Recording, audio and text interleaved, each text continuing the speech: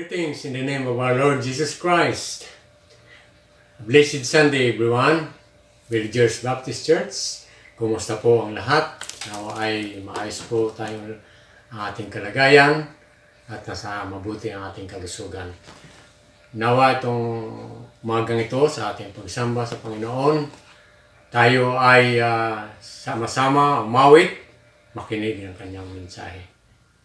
At bago tayo magpatuloy, tumunghay tayo sa salita ng Panginoon sa Psalms 95. O come, let us sing to the Lord. Let us make a joyful noise to the rock of our salvation. Let us come unto his presence with thanksgiving. Let us make a joyful noise to him with song of praise. For the Lord is great God and a great King above all gods. Okay. Tayo po ay sama-samang umawit. Panginoon, all hail the power of Jesus' name. All hail the power of Jesus' name. Let angels prostrate fall. Bring forth the royal diadem and crown him Lord of all. Bring forth the royal diadem and crown him Lord of all. Ye chosen seed of Israel's race, ye ransom from the fall. Hail him who saves you by his grace, and crown him Lord of all. Hail him who saves you by his grace, and crown him Lord of all. Let every tongue and every tribe responsive to his call. To him all majesty ascribe, and crown him Lord of all. To him all majesty ascribe, and crown him Lord of all. Oh, that with all the sacred truth we at his feet may fall, we'll join the everlasting song, and crown him Lord of all. We'll join the everlasting song, and crown him Lord of all.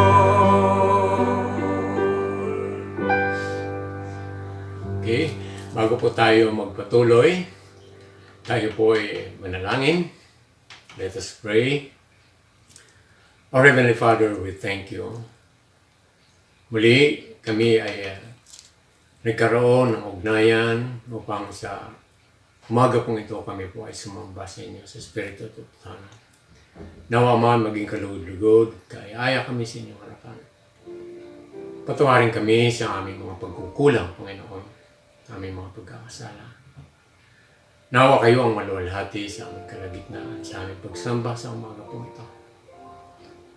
Pagpalain niyo po ang aming gawain, ang iyong mga lingkod ang magdadala ng iyong mensahe, Panginoon. Kayo ang patuloy na magpala sa bawat gawain namin sa umaga pong ito. Muli pinagkakatiwala namin sa iyo ang gawain ito. Sa pangalan po ng aming Panginoon Jesus. Amen.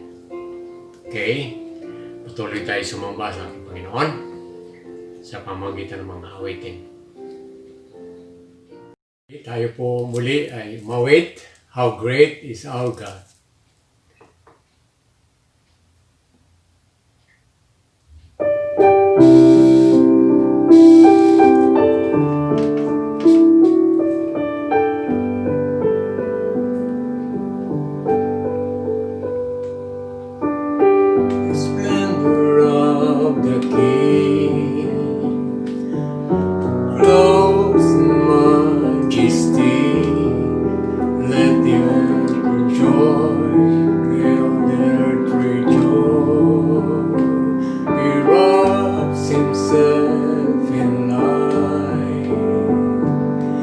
darkness tries to hide, that trembles at his voice, tremble at his voice. How great is our God, sing with me, how great is our God, and all let's see how great is our God.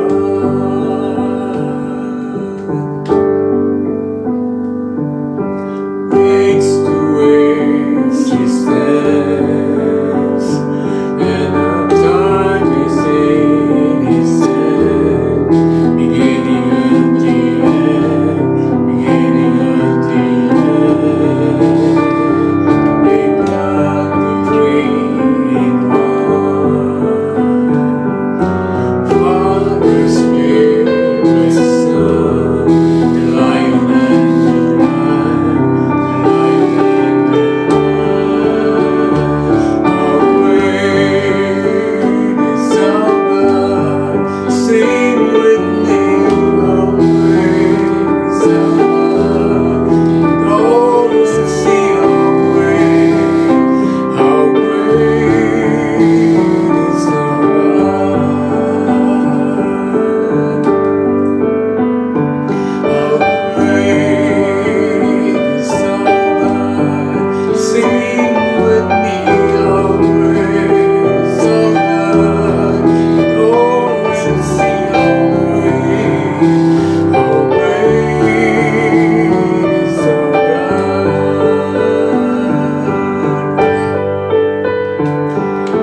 Name above all names, worthy of all praise, and my heart will sing, how great is our God.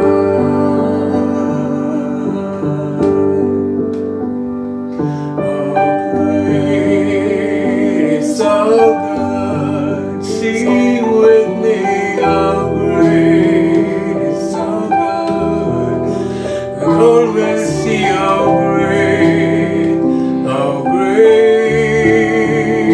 is our God.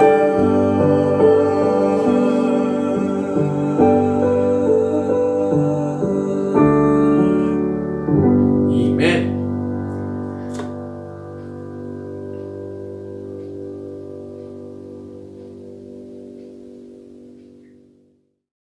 Ang pangatlong awitin, How Great Thou Art.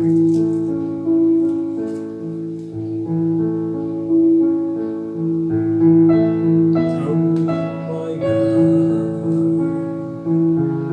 when I in awesome wonder consider all the worlds thy hands have made, I see the stars, I hear the rolling thunder, out throughout the universe display. In sickness of my Savior back to thee. How great thou art, how great thou art. Then sings my soul, my Savior back to thee. How great thou art, how great thou art.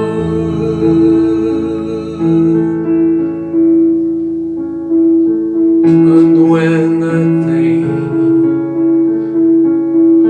of God His Son, it's very sent Him to die, I scarce can take it in,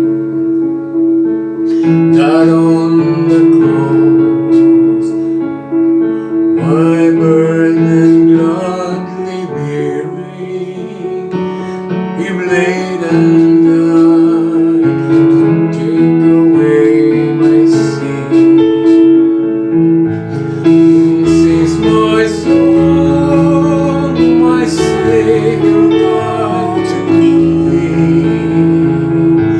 How great thou art, how great thou art. This is my soul, my Savior God to me. How great thou art, how great thou art. Why shall which shall provide creation and take me home? What joy shall fill my heart? I shall bow with humble adoration and therefore proclaim, my God, how great thou art. This is my soul, my Savior God to thee. How great thou art, how great thou art. This is my soul, my Savior God to thee. How great thou art, how great thou art. This is my soul, my Savior God to thee. How great thou art, how great thou art. This is my soul, my Savior God to thee. How great thou art, how great thou art. Great thou art, how great thou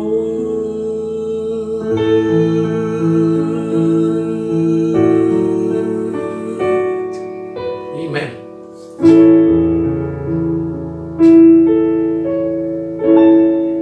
Purihin ang Panginoon.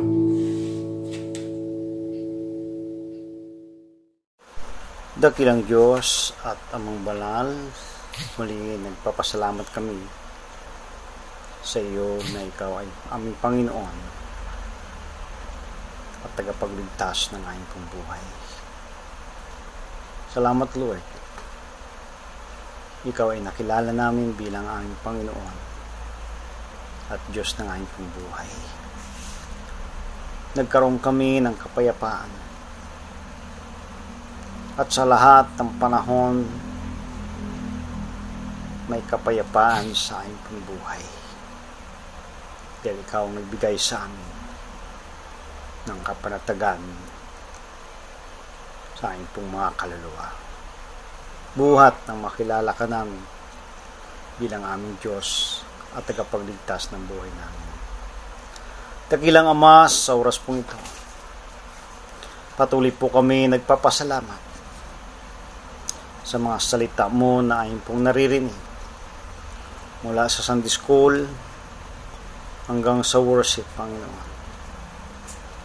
At dakilang Ama, sa mga oras na ito, linisin ang puso ng bawat isa amin upang karapat dapat kami ngayon na tumawag sa iyong banal na pangalan. Lord, patuloy po namin nilalapit sa iyo ang aming pong mga buhay. Patuloy mo kaming gabayan at patuloy ka na kumilos sa aming pong mga buhay, Panginoon, upang patuloy kami sa paglago sa buhay Kristiyano at maging mabunga para ang iyong banal na pangalan ay mabigyan namin ng kaluguran at kapurihan sa bawat ginagawa namin, Panginoon. Ama, sa mga oras pong ito, patuloy kong nilalapit sa iyo ang mga kapatiran. Mga kapatiran namin na may kahinaang pisikal, patuloy mo silang abutin at pasakalakasin sa kanang pisikal na pangangatawan. At dalangin ko rin na patuloy kami na maging matatag sa aming mga buhay pananampalataya. Lalo na sa panahon na ito na maraming sa aming kapaligiran may pandemya. Sa aming kapaligiran laganap, Panginoon, ang nagkakasakit. Panginoon, dalangin ko po, ingatan ang aking mga kapatiran. At patuloy sila na maging matapat sa iyo. Patuloy sila, Panginoon, na maglingkod din. At kung saan kanilang mga tahanan, may mga kasama sila na hindi pa nakakilala sa iyo. Gamitin sila, Panginoon, na makagkaroon ng kaligtasan ang kanilang mga kasama sa bahay. Gamitin mo kaming lahat sa aking pong mga kaibigan upang makaakay kami ng mga kaluluwa sa iyong paanan at maging bukas ang aking puso sa pagtulong sa mga ilangan ng aming mga tulong, Panginoon. Dakilang Diyos, dalangin po namin na sa taong ito makaakay kami ng mga kaluluwa sa iyong paanan. 25 na kaluluwa ang aking pong maakay at makasama namin na naglilingkod sa iyo sa Villages Baptist Church. Sa pamamagitan ng iyong mga salita, may magpapakain sa aming buhay espiritual ng iyong mga salita. Panginoon, nilalapit ko rin sa iyo ang aking pong bansa. Patuloy kang kumilos sa bansa namin. At patuloy ka na kumilos din sa buhay ng bawat Pilipino. Kung ito ay nilob mo na magkaroon ng pandemya, gamitin mo ang pagkakataong ito, Panginoon, ng mga Pilipino makaunawa ng katotohanan. At Lord, dalangin po namin, gawin kaming instrumento sa Villages Baptist Church na mapaunawa sa mga kapwa naming Pilipino. Ang bagay na ito ay nagaganap dahil kami ay patungo sa pagtupad ng propesiya, Panginoon. Ito ay tanda na muli kang babalik at kukunin ng mga mananampalataya. Yung dalangin po namin,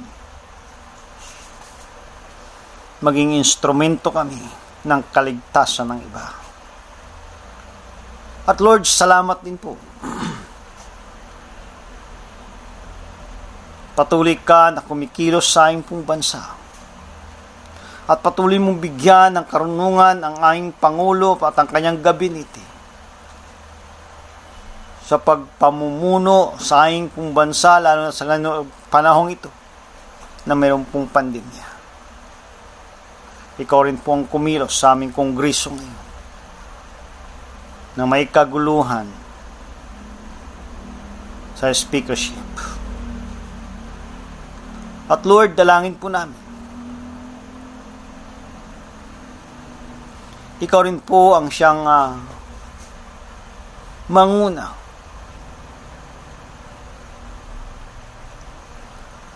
sa mga kapatiran namin pinadala mo upang mangaral sa ibang bansa. Mga missionary, patuloy namin silang diudulog sa iyo na abutin din sila, Panginoon, at i-provide ang kanilang pong mga pangangailangan. Lord, dalangin ko rin, huwag mong hayaan ang mga kapatiran sa Villages Baptist Church ay nagigipit. kundi patuloy po ang pagpapala mo na sumagana sa buhay ng bawat isa sa amin. At patuloy mong bigyan ng wisdom ang iyong lingkod, na patuloy mong ginagamit upang mag-lead ng Religious Baptist Church kahit sa online na worship lang. Ginagamit mo siya, Panginoon, at ang kanyang sambahayan. Dalangin ko din, patuloy siyang bigyan ng karunungan at ingatan siya pati ang kanyang mga mahal sa buhay. I-bless ang buhay niya materially at spiritually na pagpapala upang marami pang mga kaluluwa at mga pastor ang kanya pong maabot sa kanya pong ministry. Dalangin din po namin, bigyan din siya ng karunungan sa paghahayag ng iyong salita. At mangusap ka sa buhay namin, Panginoon, ayon sa espiritual na pangailangan ng bawat isa sa amin. Patatagin mo kami at patuloy kami na magtiwala lamang sa iyo. I-comfort kami ng iyong mga salita. At huwag mo ring hayaan, gibain, sirain ng kaaway ang aking pong gawain. Ito po ang aking panalangin sa matamis na pangalan, Panginoong Jesucristo, naming tagapagligtas. Amen. Greetings in Christ's name. Kapatid, kumusta po kayo? Napakabilis ng panahon.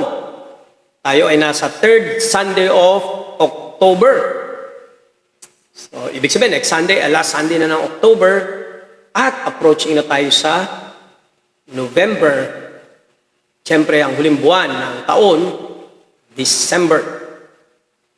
So, nasa third message na tayo ng ating series entitled, Enjoying the Peace of God in the Midst of the Pandemic. So, dito pinag-aaralan natin yung 5 aksyon or actions that we need to do in order to enjoy the peace of God.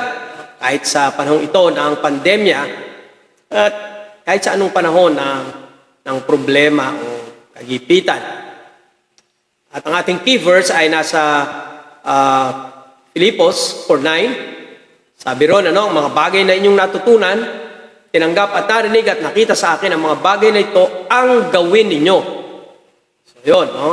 At ano magiging bunga? Kung gagawin natin yon, sabi rito, at ang Diyos ng kapayapaan ay sa inyo. So, ang pag-aaral natin ay nakabatay dun sa Philippians 4:13. So, basahin uli natin yung passage at kung meron kayong mga Biblia, no? Pwede niyong basahin sa inyong mga Biblia. Philippians 4:13. Magalak kayong lagi sa Panginoon. Muli kong sasabihin, magalak kayo. Malaman nawa ng lahat ng mga taong inyong kahinahunan.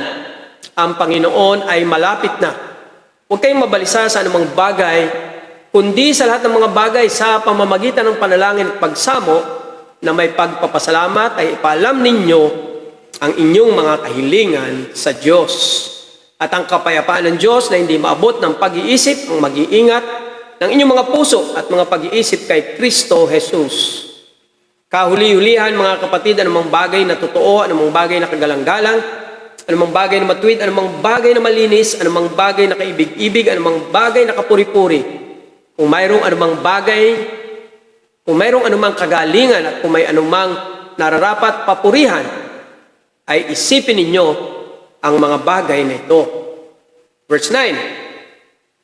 Ang ating key verse, no? Ang mga bagay na inyong natutunan, tinanggap, narinig at nakita sa akin. Ang mga bagay na ito ay gawin ninyo. Okay, emphasize, gawin ninyo. At ang Diyos ng kapayapaan ay sa inyo. Ako'y totoong nagagalak sa Panginoon na ngayon sa wakas ay inyong muling binuhay ang inyong pagmamalasakit sa akin. At dito'y katotohanan, nagkaroon kayo ng malasakit, ngunit wala kayong pagkakataon. Hindi sa nagsasalita ako dala ng pangangailangan, sapagkat aking natutuhan ang masiyahan sa anumang kalagayang aking kinaroroonan. Marunong akong magpakababa at marunong din akong magpakasagana sa bawat bagay at sa lahat ng bagay ay natutuhan ko ang lihim ng kabusugan at maging sa kagutuman at maging sa kasaganaan at maging sa kasalatan. Lahat ng mga bagay ay aking magagawa sa pamamagitan niyang nagpapalakas sa akin. Manalangin tayo sandali. Ama, kami po'y patnubayan mo sa pag-aaral namin ng iyong salita. Banal na Espiritu, kayo po magturo, bukas mo ang aming isip at puso. At nawa nga po yung aming mga matututunan ay mailapat namin sa aming pamumuhay. Nawa po'y mabigyan ka namin yung kaluwalhatian kahit po sa pakikinig ng iyong salita. Sa pangalan ni Jesus, Amen. Ang ikatlong action, no? So the third action that we need to do in order to experience the peace of God ay makikita natin sa talatang 4, 6, kalawang bahagi. No? Actually, kadugsong nung pinag-aralan natin last Sunday. Sabi rito, kundi, sa English ay but, sa lahat ng mga bagay, sa pamamagitan ng panalangin at pagsamo na may pagpapasalamat ay ipaalam ninyo ang inyong mga kahilingan sa Diyos. But in everything, by prayer and supplication with thanksgiving, let your request be made known to God. So batay sa talatang ito, ang ating third action is address with thanksgiving all needs to God in prayer. Ang dapat natin gawin, no? O ipaalam ng may pasasalamat sa Diyos ang lahat ng pangangailangan sa panalangin. Ang talata ay nagsimula sa salitang but o kundi sa Tagalog, no? Ibig sabihin, ito'y kontra sa naunang statement. Ang naunang statement ay ang pinag-aralan natin nung last Sunday. Nung sabi doon, huwag mabalisa sa anumang bagay. Kundi, yan. So, ang unang bagay, anong dapat iwasan o what to avoid? Ano yung pagkabalisa sa anumang bagay? Ang ikalawang bahagi, yun yung binasa natin ngayon, anong dapat gawin or action to take? No? Sabi doon, pray with thanksgiving. In short, ang solusyon upang huwag mabalisa sa anumang bagay ay ipanalangin ang lahat ng bagay sa Diyos. Maliwanag na ang panalangin ang antidote o parang yung vaccine, no? Yung iniintay natin na vaccine na pipigil sa pagkabalisa, yung panalangin. Pero bakit madalas mas pinipili natin ang mag-alaala kaysa manalangin? Marahil minsan iniisip natin, maliit lang naman itong ating problema, kung naabalahin ng Diyos, ako na lang, kaya ko na to. Pero someone has said, there's nothing big or small to God because everything is tiny or small to Him. Isipin natin yun, walang maliit sa Diyos. Lahat yung maliit. O minsan iniisip natin na alam na naman ng Diyos ang ating sitwasyon at kung gusto niya tayong tulungan, ay tutulungan na tayo kahit hindi tayo manalangin. Sa pangdahilan, kadalasan nananalangin naman tayo, pero pagkatapos, balisa pa rin tayo. So, bakit pa ako mananalangin? Kapag gano'n ang prayer life mo, tiyak na may kulang o mali sa panalangin mo. So, inilalarawan sa talata, ang dalawang sangkap sa tamang panalangin, panalangin magtatanggal ng kabalisahan natin. So, ang unang sangkap, ang panalangin natin dapat ay may tamang attitude o pag-uugali. So, tingnan natin ang unang bahagi ng talata, no? Kundi sa lahat ng mga bagay sa pamamagitan ng panalangin at pagsamo na may pasasalamat or pagpapasalamat. Ang salitang panalangin, dito ay tumutukoy sa general description ng prayer. Na kagaya ng ating pinag-aralan sa prayer meeting, ay paglapit, ang panalangin ay paglapit at pakipag-usap sa Diyos. Ang salita namang pagsamo or petition ay tumutukoy naman sa paghiling o paghingi ng tulong. So ang sinasabi ng talata ay sa halip ng mabalisa sa anumang bagay, ay dapat lumapit, kausapin, at humingi tayo ng tulong sa ating mga pangangailangan. At pwede nating sabihin, Pastor, ito naman ang ginagawa ko talaga eh. Pero bakit balisa pa rin? Kasi may nalilimutan tayong mahalagang sangkap. Ano yun? Sabi sa talata, na may pasasalamat.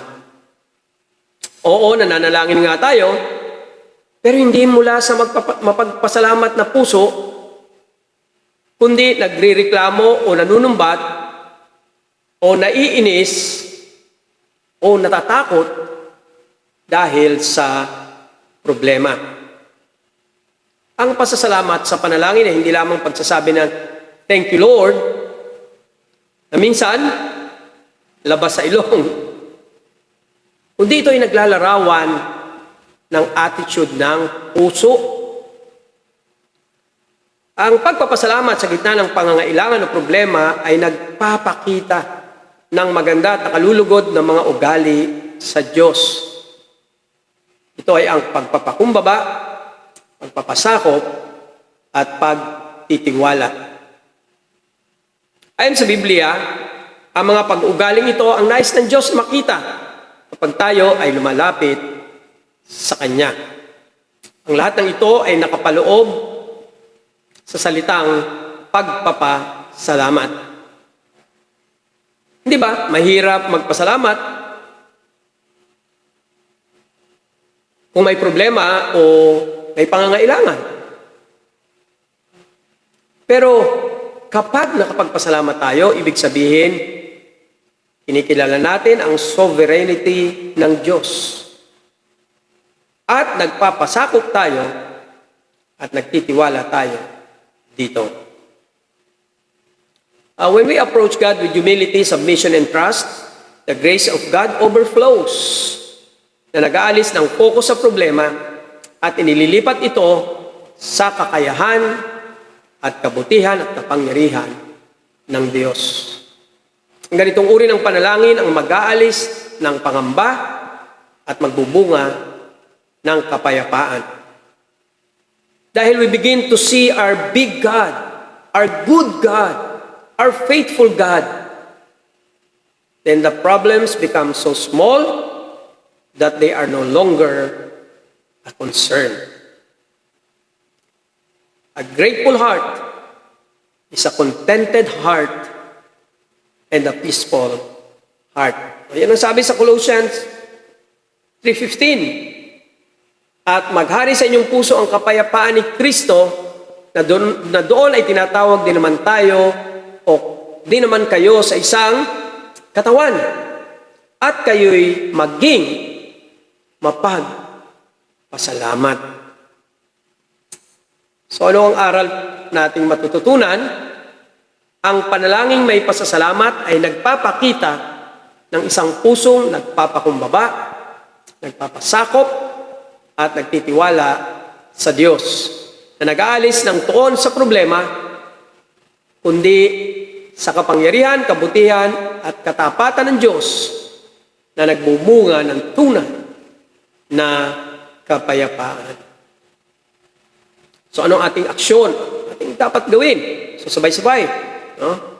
Basahin natin sa screen. Sa panahon ng problema at pandemyang ito, ay mananalangin akong lagi ng may pusong nagpapasalamat sa Diyos. Amen? Yan po ay kailangan nating gawin. Pangalawa, hindi lamang may tamang attitude o pag-uugali, may tama ring aksyon o gawain. Tingnan natin ang ikatlong bahagi ng talata, na Philippians 4:6. Sabi doon, ay ipaalam ninyo ang inyong mga kahilingan sa Diyos. So, ang tamang aksyon, kapag may problema o pangangailangan, ay hindi ang mabalisa, kundi ipaalam sa Diyos ang lahat ng ating pangangailangan. Yung salitang ipaalam sa Diyos, mayroon itong dalawang implikasyon. No?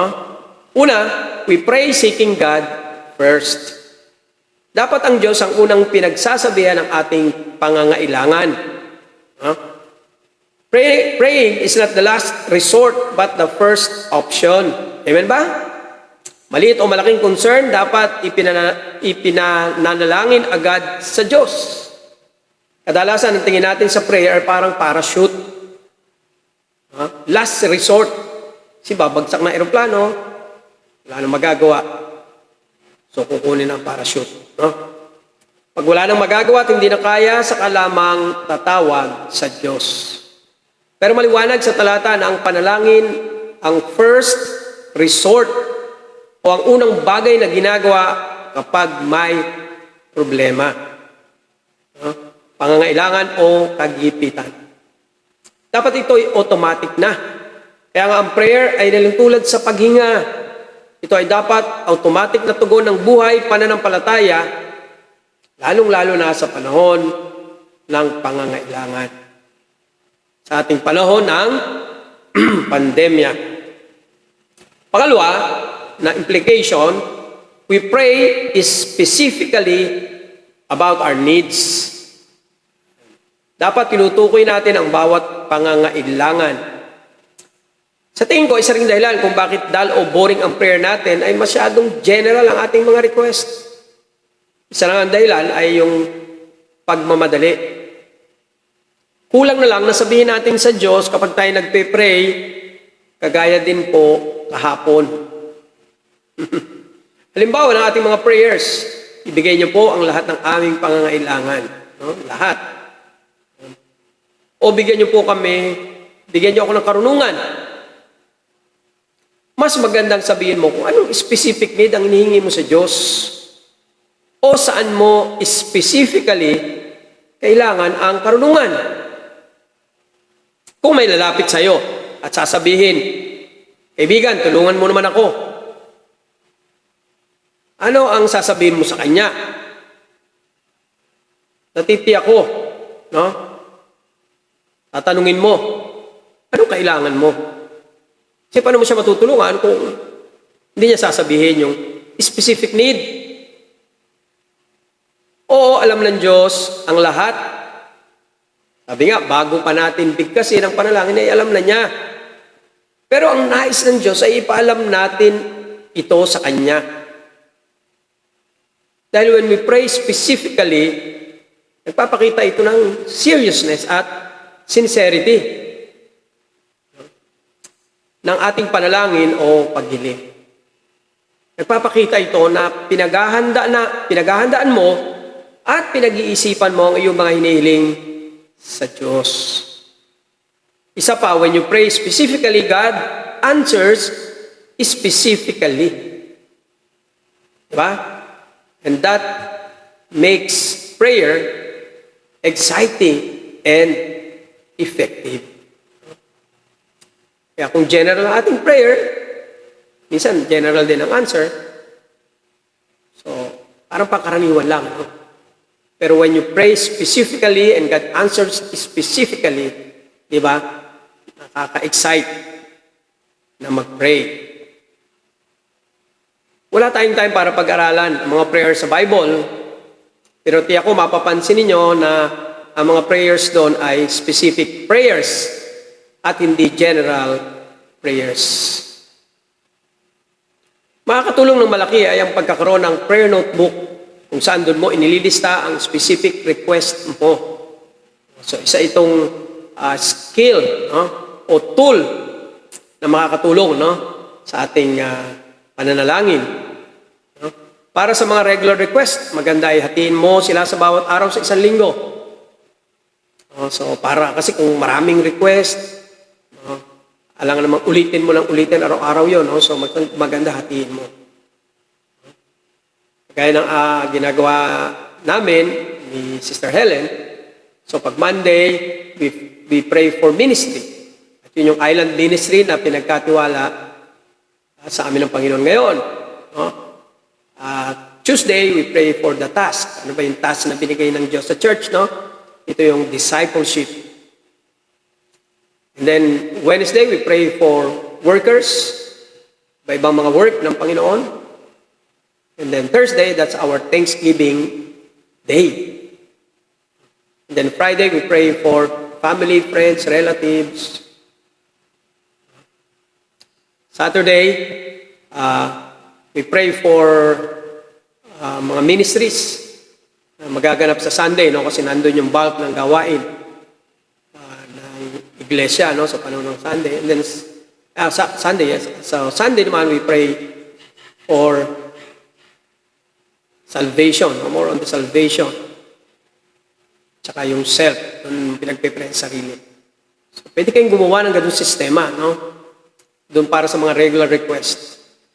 Siyempre, kasama na din doon sa prayer, hatiin natin yung mga membro ng church, like families, sa Monday, pray natin from A to D, so forth and so on. In that way, na ipag-pray natin specifically, at sinasagot ng Panginoon specifically, at ang ating prayer life ay nagiging exciting and effective, no? Dahil pinag-aaralan natin sa prayer meeting. Yung mga urgent request naman, no? Yung talagang kailangan ng tugon ng panalangin, no? Kagaya ng case ni Sister Joy, pwede natin siya ipanalangin araw-araw, no?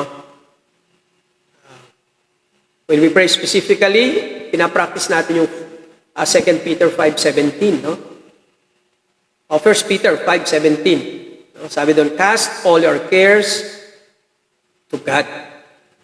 Cast means ibato mo. No? At pag binato mo yung pangangailangan, wala na sa iyo. Tanggal na yung bigat. Mararanasan na natin yung kapayapaan ng Panginoon. Minsan kasi parang sumakay tayo sa jeep, bago tayo sumakay, meron tayong dalang mabigat, sumakay tayo, dala-dala pa rin natin. Salit na, ibaba na natin at makapamahinga tayo. So anong aral ang ating matututunan dito, no? Ang panalangin nag-aalis ng kabalisahan ay panalangin inuuna ang Diyos na makaalam ng ating pangangailangan at tinutukoy ang bawat pangangailangan. So, yun yung panalangin na nagtatanggal ng kabalisahan. So, aksyon. Sabay-sabay, basahin natin sa screen, no? Sa panahon ng pangangailangan at maging sa pandemyang ito, ang Diyos ang unang makakaalam ng aking pangangailangan at tutukuyin ko ang aking mga kahilingan. Totoo lang, marami tayong time. Gumawa tayo ng sistema, isulat natin yung mga prayer requests, Monday hanggang Sunday, at we spend more time sa prayer. So far, we have learned the first 3 actions to enjoy the peace of God in the midst of the pandemic. So una, practice rejoicing in Jesus always. Sana nagagawa natin to, no?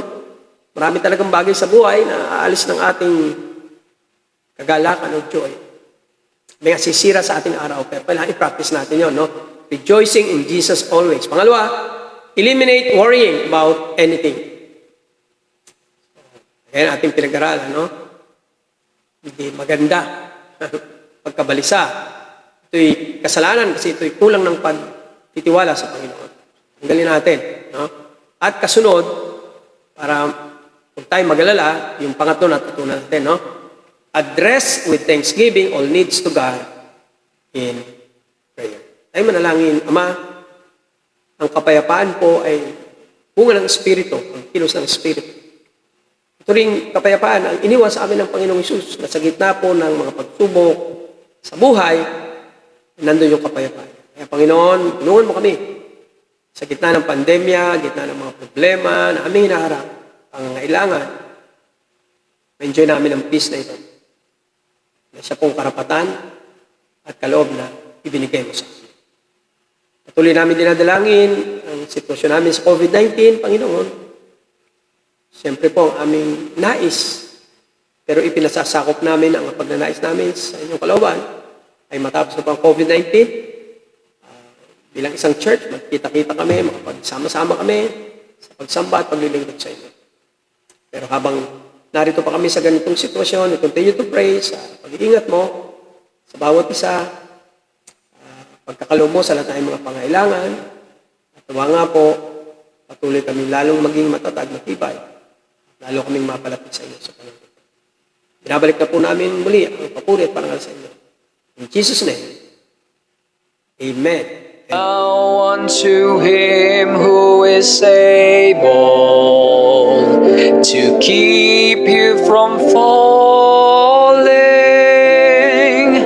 and to make you stand in his presence, blameless and with great joy. To the only God our Savior, through Jesus Christ our Lord, be the glory and the majesty, dominion and authority, both now and forever.